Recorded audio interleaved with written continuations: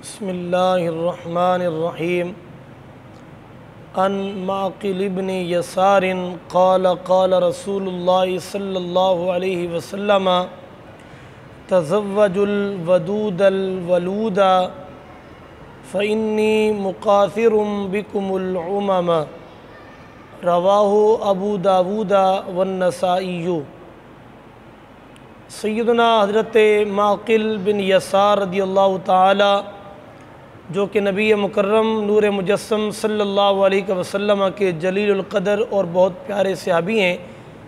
آپ روایت فرماتے ہیں کہ رسول اکرم نور مجسم قائد المرسلین خاتم النبیین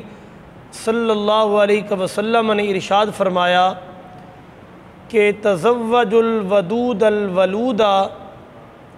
تم شادی کرو ایسی عورتوں کے ساتھ جو محبت کرنے والی اور زیادہ اولاد پیدا کرنے والی ہوں۔ فإنی مقاثر بکم العمم، بے شک مجھے تمہاری کثرت پہ،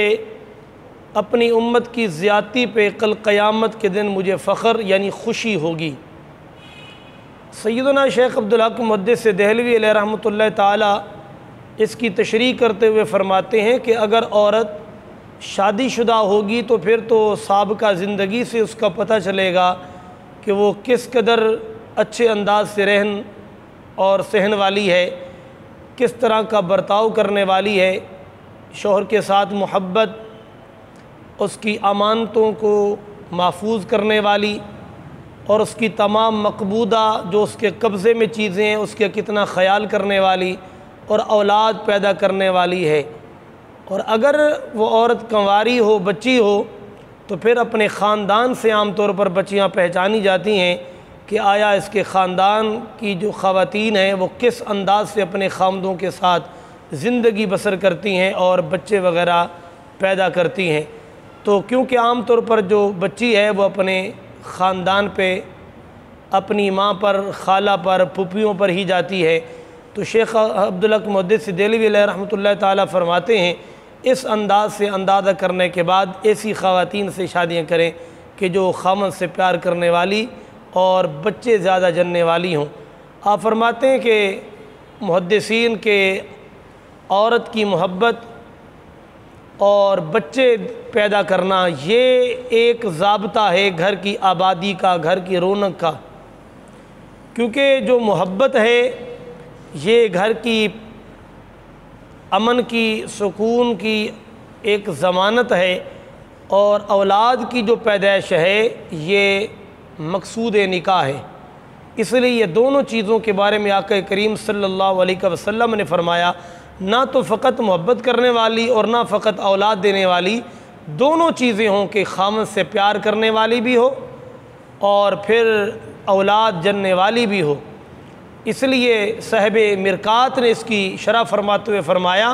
کہ اگر عورت کے اندر یہ دونوں اوصاف موجود ہیں کہ وہ اپنے خامد سے پیار کرنے والی بھی ہے، اولاد بھی جننے والی ہے زیادہ، تو فرمایا اس کے علاوہ اگر کوئی کمی پیشی بھی ہے اس کے اندر تو اس کمی کا خیال مت کرو، ایسی عورت سے شادی کر لو، ایسی عورت کو اپنے نکاح کے اندر رکھو، ایسی عورت کو اپنے گھر میں جگہ دو کہ جو اپنے خامد سے بے انتہا پیار کرنے والی ہو اور اولاد جننے والی ہو۔ فرمایا اگر یہ دو خوبیاں اور کمال اور اوصاف اس کے اندر موجود ہیں تو پھر کسی اور کمی کا خیال مت کرو، اور کوئی چھوٹی موٹی اگر اس کی اوصاف کے اندر، اس کی طبیعت کے اندر کوئی نامناسب بات بھی ہے تو اس کو درگزر کرو۔ اگر یہ دو باتیں ہیں تو پھر گھر بھی آباد ہے، اور کل قیامت کے دن آقا کریم صلی اللہ علیہ وسلم اپنی امت کی کثرت پہ ناز بھی فرمائیں گے۔ حدیث پاک کے اندر آتا ہے کہ کل قیامت کا دن جب ہوگا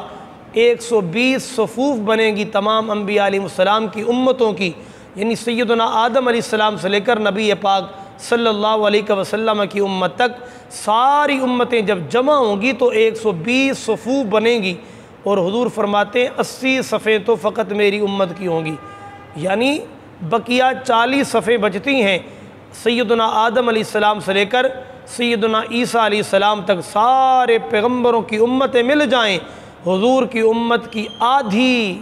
امت جتنا جو ہے وہ مقابلہ کر سکتی ہے۔ اور فقط آقا کریم کی امت جو ہے سارے نبیوں کی امتوں سے بھی زیادہ ڈبل ان کی تعداد ہوگی۔ اور ویسے دنیا کے اندر بھی یہ دیکھا گیا ہے کہ جس ملک کے اندر جہاں پر لوگوں کی کثرت ہو تو قانون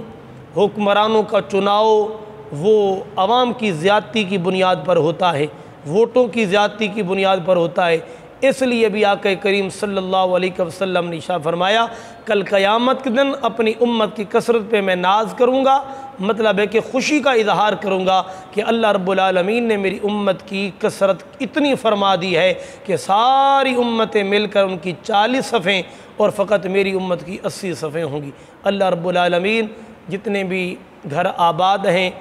انہیں اپنے گھر کے اندر محبت و پیار،